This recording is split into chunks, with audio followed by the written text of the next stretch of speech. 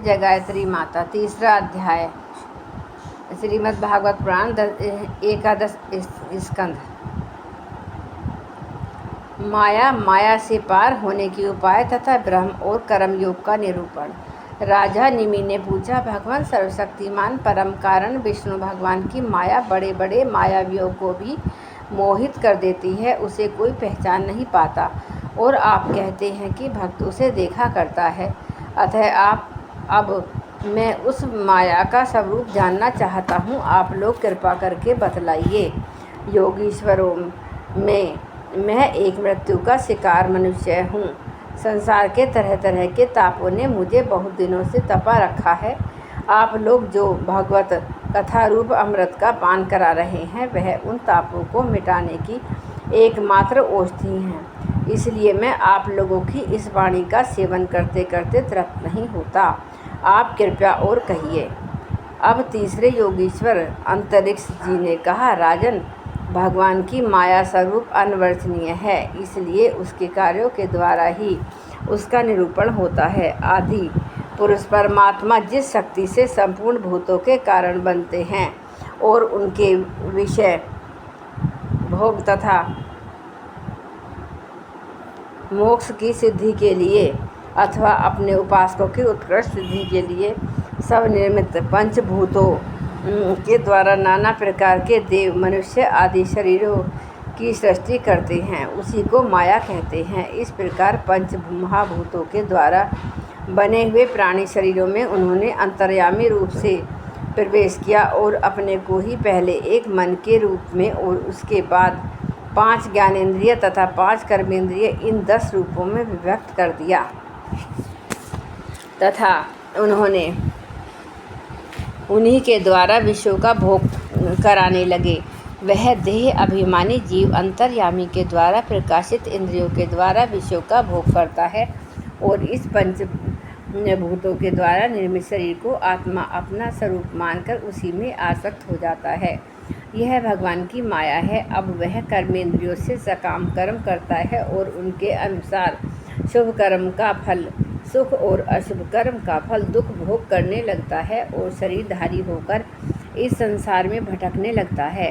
यह भगवान की माया है। इस प्रकार यह जीव उसी ऐसी अनेक अमंगल में कर्म गतियों को, उनके फलों को प्राप्त होता है और महाभूतों के प्रलय पर्यंत विवश होकर जन्म के बाद मृत्यु और मृत्यु के बाद जन्म को प्राप्त होता है। यह भगवान की माया है। जब पंचभूतों के प्रलय का समय आता है, तब अनादि और अनंत काल स्थूल और सूक्ष्म द्रव्य, इन गुणों इस समस्त व्यक्त सृष्टि को अव्यक्त की ओर, उसके मूल कारण की ओर खींचता है। यह भगवान की माया है और उस समय पृथ्वी पर लगातार 100 वर्ष तक भयंकर सूखा पड़ता है। उसी समय पृथ्वी पर पड़ता है, वर्षा बिल्कुल नहीं होती। प्रलय काल की शक्ति से सूर्य की उष्णता और भी बढ़ जाती है तथा वे तीनों लोगों को तपाने लगते हैं।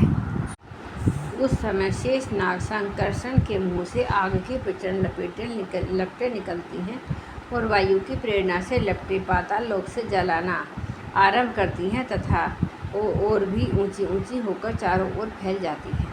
यह भगवान की माया है। इसके बाद प्रलयकालीन सामर्थक मेघगण हाथी के सूंड के समान मोटी मोटी धाराओं से 100 वर्ष तक बरसता रहता है। उससे यह विराट ब्रह्मांड जल में डूब जाता है। यह भगवान की माया है।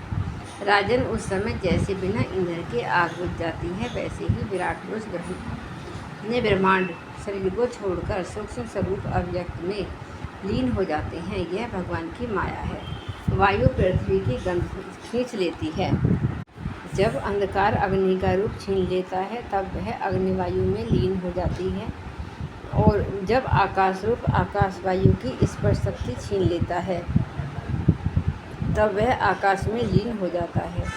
यह भगवान की माया है। राजन, तदंतर में काल रूप ईश्वर आकाश के शब्द गुण को हरण कर लेता है, जिससे वह तामस अहंकार में लीन हो जाता है। इंद्रियों और बुद्धि राजस अहंकार में लीन होती है। मन सात्विक अहंकार से उत्पन्न देवताओं के साथ सात्विक अहंकार में प्रवेश कर जाता है तथा अपने 3 प्रकार के कार्यों के साथ अहंकार महत्व में लीन हो जाता है। महत्व प्रकृति में और प्रकृति ब्रह्म में लीन हो जाती है। फिर इसके उल्टे क्रम से सृष्टि होती है। यह भगवान की माया है। यह सृष्टि, स्थिति और संहार करने वाली त्रिगुणमय माया है। इसका हमने आपसे वर्णन किया है। अब आप और क्या सुनना चाहते हैं? राजा निमि ने पूछा। महर्षि, इस भगवान की माया को पार करना उन लोगों के लिए बहुत ही कठिन है जो अपने मन को वश में नहीं कर पाए हैं। अब आप कृपा करके यह बतलाइए कि जो लोग शरीर आदि में आत्मबुद्धि रखते हैं, जिनकी समझ मोटी है और वे भी अनायास ही इसे कैसे प्राप्त कर सकते हैं। अब चौथे योगीश्वर बुद्धि बोले। राजन, स्त्री पुरुष संबंध आदि बंधनों में बंधे हुए सांसारिक मनुष्य सुख की प्राप्ति और दुख की निवृत्ति के लिए बड़े बड़े कर्म करते हैं। जो पुरुष माया के पार जाना चाहता है उसको विचार करना चाहिए कि उनके कर्मों का फल किस प्रकार विपरीत होता जाता है। वे सुख के बदले दुख पाते हैं और दुख की निवृत्ति के स्थान पर दिनों दिन दुख बढ़ता जाता है। एक धन ही लो, इससे दिन पर दिन दुख बढ़ता ही है और इसको पाना भी कठिन है। और यदि किसी प्रकार मिल भी जाए तो आत्मा के लिए यह मृत्यु स्वरूप ही है। जो इन उलझनों में पड़ जाता है वह अपने आप को भूल जाता है। इसी प्रकार घर, पुत्र, स्वजन संबंधी पशुधन आदि भी अनित्य और नाशवान ही हैं। यदि कोई इन्हें जुटा भी ले तो इनसे क्या सुख शांति मिल सकती है। इसी प्रकार जो मनुष्य माया से पार जाना चाहते हैं उसे यह भी समझ लेना चाहिए कि मरने के बाद प्राप्त होने वाले लोक परलोक भी ऐसे ही नाशवान हैं, क्योंकि इस लोक की वस्तु के समान वे भी कुछ सीमित कर्मों के सीमित फल मात्र हैं। वहाँ भी पृथ्वी के छोटे छोटे राजाओं के समान बराबर वालों से होड़ तथा लाग डांट बनी रहती है और तथा अधिक ऐश्वर्य और सुख वालों को कीर्ति, छनोद्वेषण तथा ईर्षा द्वेष का भाव रहता है। कम सुख और ऐश्वर्य वालों के प्रति घृणा रहती है एवं कर्मों का फल पूरा हो जाने पर वहाँ से पतन तो होता ही है, उसका नाश भी निश्चित है। नाश का भय वहाँ भी नहीं छूटता। इसलिए जो परम कल्याण का जिज्ञासु हो उसे गुरुदेव की शरण लेनी चाहिए। गुरुदेव ऐसे हों जो शब्द ब्रह्म वेदों के पारदर्शी विद्वान हो, जिससे वे ठीक ठाक समझा सकें और साथ ही परब्रह्म परिनिष्ठ तत्व ज्ञान की भी हो, ताकि अपने अनुभव के द्वारा प्राप्त हुई रहस्य की बातों को बता सके। उनका चित्त शांत हो, व्यवहार के प्रपंच में विशेष प्रवृत्त न हो। जिज्ञासु को चाहिए कि गुरु को अपना परम प्रियतम आत्मा और इष्ट देव माने, उनकी निष्कपट भाव से सेवा करे और उनके पास रहकर भगवत धर्म की भगवान को प्राप्त कराने वाले भक्तिभाव के साधनों की क्रियात्मक शिक्षा ग्रहण करे। इन्हीं साधनों से सर्वात्मा एवं भक्त को अपनी आत्मा का दान करने वाले भगवान प्रसन्न होते हैं। पहले शरीर, संतान आदि में मन की आसक्ति सीखें, फिर भगवान के भक्तों से प्रेम कैसे करना चाहिए यह सीखें। इसके पश्चात प्राणियों के प्रति यथायोग्य दया, मैत्री और विनय की निष्कपट भाव से सेवा शिक्षा ग्रहण करें। मिट्टी, जल आदि से वह शरीर की पवित्रता, छल कपट आदि के त्याग से भीतर की पवित्रता, अपने धर्म का अनुष्ठान, सहन शक्ति, मौन, स्वाध्याय, सरलता, ब्रह्मचर्य, अहिंसा तथा शीत उष्ण, सुख दुख आदि द्वंद्वों में हर्ष विषाद से रहित होना सीखें। सर्वत्र अथवा समस्त देश काल तथा वस्तुओं में चेतन रूप से आत्मा और नियंता रूप से ईश्वर को देखना चाहिए। एकांत सेवन यही मेरा घर है, ऐसा भाव न रखना। गृहस्थी तो पवित्र वस्त्र पहनना है और त्यागी हो तो फटे पुराने पवित्र चिथड़े जो कुछ प्रारब्ध के अनुसार मिल जाएं उसी में संतोष करना सीखें। भगवान की प्राप्ति का मार्ग बतलाने वाले शास्त्रों में श्रद्धा और दूसरे किसी भी शास्त्र की निंदा न करना। प्राणायाम के द्वारा, मन का, मौन के द्वारा, वाणी का और वासनाहीनता के अभ्यास से कर्मों का संयम करना। सत्य बोलना, इंद्रियों को अपने गोलोक को स्थिर रखना, मन को कहीं बाहर न जाने देना सीखे। राजन, भगवान की लीलाएं अद्भुत हैं, उनके जन्म, करण और गुण दिव्य है। उन्हीं का श्रवण, कीर्तन और ध्यान करना तथा शरीर से जितनी भी चेष्टाएं हों सब भगवान के लिए करना सीखें। यज्ञ, ध्यान और अथवा तप तथा जब सदाचार का पालन और स्त्री पुत्र, घर, अपना जीवन, प्राण तथा और कुछ अपने को प्रिय लगता हो सबका सब भगवान के चरणों में निवेदन करना, उन्हें सौंप देना सीखें। जिन संतों ने सच्चिदानंद स्वरूप भगवान श्री कृष्ण का अपने आत्मा और स्वामी के रूप में साक्षात्कार कर दिया हो, उनसे प्रेम और स्वयंवर अहम दोनों प्रकार के प्राणियों की सेवा, विशेष करके मनुष्यों में भी, परोपकारी सज्जनों की और उनमें भी भगवत प्रेमी संतों को करना सीखें। भगवान के परम पावन यश के संबंध में भी एक दूसरे से बातचीत करना चाहिए। इस प्रकार के साधकों को इकट्ठे होकर आपस में प्रेम करना, आपस में संतुष्ट रहना और प्रपंच से निवृत्त होकर आपस में ही आध्यात्मिक शांति का अनुभव करना चाहिए। राजन, श्री कृष्ण राशि राशि पापों को एक क्षण में भस्म कर देते हैं।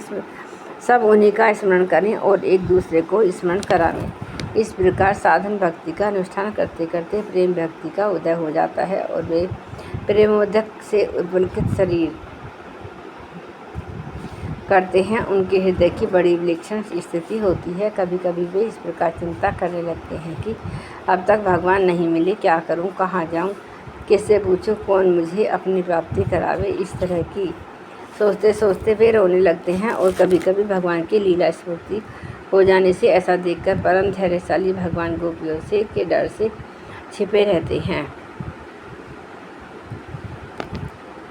अब 5वें योगेश्वर पिपलायन जी ने कहा, राजन, जो इस संसार की उत्पत्ति, स्थिति और प्रलय का निमित्त कारण और उत्पादन कारण दोनों ही हैं, बनने वाला भी है और बनाने वाला भी, परंतु स्वयं कारण रहित है, जो सौपन, जागृत और सुषुप्ति अवस्था में उनके साक्षी के रूप में विद्यमान रहता है, उनके अतिरिक्त समाधि में भी ज्यों का त्यों एक रस रहता है, जिसकी सत्ता से ही सत्तावान होकर शरीर, इंद्रिय, प्राण और अंतःकरण अपना अपना काम करने में समर्थ होते हैं, उसी परम सत्य वस्तु को आप नारायण समझिए। जैसे चिंगारियों ने तो अग्नि को प्रकाशित ही कर सकती हैं और न जला सकती हैं, वैसे ही उस परम तत्व में आत्म स्वरूप न तो मन की गति है और न वाणी की। नेत्र उसे देख नहीं सकते और बुद्धि सोच नहीं सकती, प्राण और इंद्रियां तो उसके पास तक नहीं भड़क जाती। नेति नेति इत्यादि श्रुतियों के शब्द भी वह यह हैं कि इस रूप में उसका वर्णन नहीं करते, बल्कि उसको बोध कराने वाले जितने भी साधन हैं उनका निषेध करके तात्पर्य रूप से अपना मूल निषेध का मूल लक्षित करा देते हैं, क्योंकि यदि निषेध के आधार की आत्मा की सत्ता न हो तो निषेध कौन कर रहा है, निषेध की वृत्ति किसमें है, सिद्धि न हो। जब सृष्टि नहीं थी तब केवल एक वही था, सृष्टि का निरूपण करने के लिए उसी को त्रिगुणमयी प्रकृति कहकर वर्णन किया गया है। फिर उसी को ज्ञान प्रधान होने से महत्व, क्रिया प्रधान होने से सूत्र, आत्मा तथा जीव की उपाधि होने से अहंकार के रूप में वर्णन किया गया है। वास्तव में जितनी भी शक्तियाँ हैं, चाहे वे इंद्रियों के अधिष्ठाता देवता के रूप में हो, चाहे इंद्रियों के उनके विषयों के अथवा विषयों के प्रकाश के रूप में हो, सबका सब वह ब्रह्म ही है, क्योंकि ब्रह्म की शक्ति अनंत है। कहाँ तक कहूँ, जो कुछ दृश्य अदृश्य, कारण सत्य और असत्य है, सब कुछ पर ब्रह्म है। इनमें से परे जो कुछ है वह भी ब्रह्म ही है। वह ब्रह्म स्वरूप आत्मा न तो कभी जन्म लेता है और न मरता है, वह न तो बढ़ता है और न घटता ही है। जितने भी परिवर्तनशील पदार्थ हैं, चाहे वे क्रिया, संकल्प और उनके अभाव के रूप में ही क्यों न हों, सबकी भूत भक्ति भाव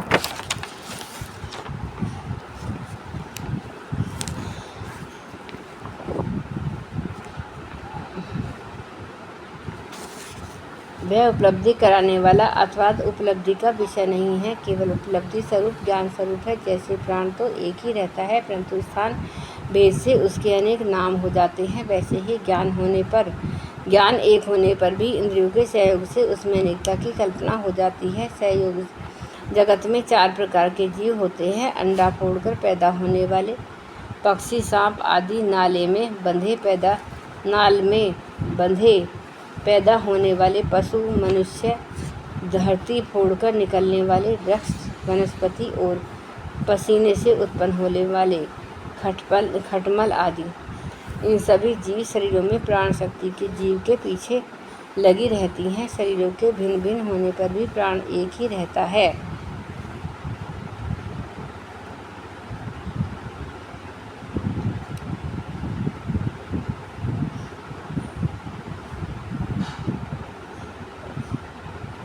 सुषुप्ति अवस्था में जब इंद्रियां निश्चेष्ट हो जाती हैं, अहंकार भी सो जाता है, लीन हो जाता है, अर्थात लिंग शरीर नहीं रहता, उस समय आदि यदि कूटस्थ आत्मा भी न हो तो इस बात की पीछे से स्मृति ही कैसे हो कि मैं सुख से सोया था। पीछे होने वाली यह स्मृति ही उस समय आत्मा के अस्तित्व को प्रमाणित करती है। जब भगवान कमल नाभ के चरण कमलों को प्राप्त करने की इच्छा से तीव्र भक्ति की जाती है, तब वह भक्ति ही अग्नि के भांति गुण और कर्मों से उत्पन्न हुए चित्त के सारे मलों को जला डालती है। जब चित्त शुद्ध हो जाता है तब आत्म तत्व का साक्षात्कार हो जाता है। जैसे नेत्रों के निर्विकार हो जाने पर सूर्य के प्रकाश की प्रत्यक्ष अनुभूति होने लगती है। राजा निमि ने पूछा, योगेश्वरों, अब आप लोग हमें कर्मयोग का उपदेश कीजिए, जिसके द्वारा शुद्ध होकर मनुष्य शीघ्र परम कर्म में अर्थात कर्तव्य कर्म और कर्म फल की निवृत्ति करने वाला ज्ञान प्राप्त करता है। एक बार यही प्रश्न मैंने अपने पिता महाराज इक्ष्वाकु के सामने ब्रह्मा जी के मानस पुत्र सनकादि ऋषियों से पूछा था, परंतु उन्होंने सर्वज्ञ होने पर भी मेरे प्रश्न का उत्तर न दिया। इसका क्या कारण था, कृपा करके मुझे बताइए। अब छोटे योगेश्वर अभिहोत्र जी ने कहा, योराजन, कर्म, अकर्म और निर्विक कर्म, ये तीनों एकमात्र वेद के द्वारा जाने जाते हैं। इनकी व्यवस्था लौकिक रीति से नहीं होती। वेद अपौरुषेय है, ईश्वर रूप है, इसलिए उनके तात्पर्य का निश्चय करना बहुत कठिन है। इसी से बड़े बड़े विद्वान भी उनके अभिप्राय का निर्णय करने में भूल कर बैठते हैं। इसी से तुम्हारे बचपन की ओर देखकर तुम्हें अनाधिकारी समझकर सनकादि ऋषियों ने तुम्हारे प्रश्न का उत्तर नहीं दिया। यह वेद परोक्षवादात्मक यह कर्मों की निवृत्ति के लिए कर्म का विधान है। जैसे बालक को मिठाई आदि का लालच देकर औषध खिलाते हैं, वैसे ही यह अनभिज्ञों को स्वर्ग आदि का प्रलोभित देकर श्रेष्ठ कर्मों में प्रवृत्त करता है। जिसका अज्ञान निवृत्त नहीं हुआ, उसकी इंद्रियां वश में नहीं है, वह यदि मनमाने ढंग से वेदोक्त कर्मों का परित्याग कर दे तो वह विहित कर्मों का आवरण न करने के कारण विक्रम रूप अधर्म ही करता है। इसलिए वह मृत्यु के बाद फिर मृत्यु को प्राप्त होता है। इसलिए फल की अभिलाषा छोड़कर और विश्वात्मा भगवान को समर्पित कर जो वेदोक्त कर्म का ही अनुष्ठान करता है, उसे कर्मों की निवृत्ति से प्राप्त होने वाली ज्ञान सिद्धि मिल जाती है। जो वेदों में स्वर्ग आदि रूप फल का वर्णन करता है, उसका तात्पर्य फल की सत्यता में नहीं है, जो वह तो कर्मों में रुचि उत्पन्न कराने के लिए है।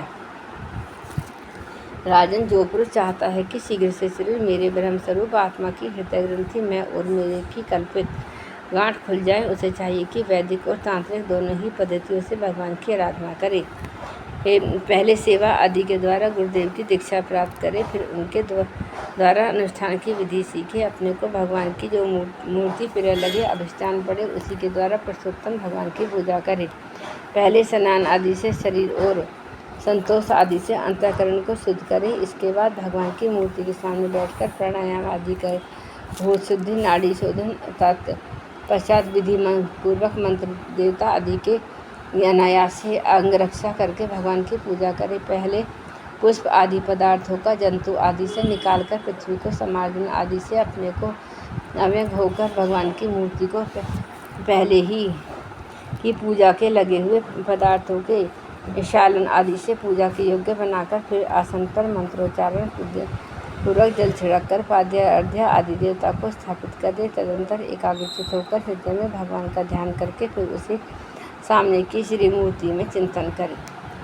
तदंतर हृदय, शीर्षिका इत्यादि मंत्रों से न्यास करे और अपने इष्ट के मूल मंत्र के द्वारा देश काल आदि के अनुकूल भगवान की पूजा करें। अपने अपने उपास्त देव के विग्रह की इत्यादि अंग आदि उपांग और पार्षदों सहित उनके मूल मंत्र द्वारा पाद्य अर्घ्य आचमन मधुमक स्नान वस्त्र आभूषण गंध पुष्प दधि अक्षत तिलक माला फूल दीप नैवेद्य आदि से विधिपूर्वक पूजा करें तथा फिर स्रोतों द्वारा स्तुति करके सपरिवार भगवान श्री हरि को नमस्कार करें। अपने आप को भगवान को ध्यान करते हुए भगवान की मूर्ति का पूजन करना चाहिए। निर्मला को अपने सिर पर रखें। आदर के साथ भगवत गृह को यथास्थान स्थापित कर पूजा समाप्त करनी चाहिए। इस प्रकार जो पुरुष अग्नि सूर्य जल अतिथि और अपने हृदय में आत्मरूप श्री हरि की पूजा करता है वह शीघ्र ही मुक्त हो जाता है।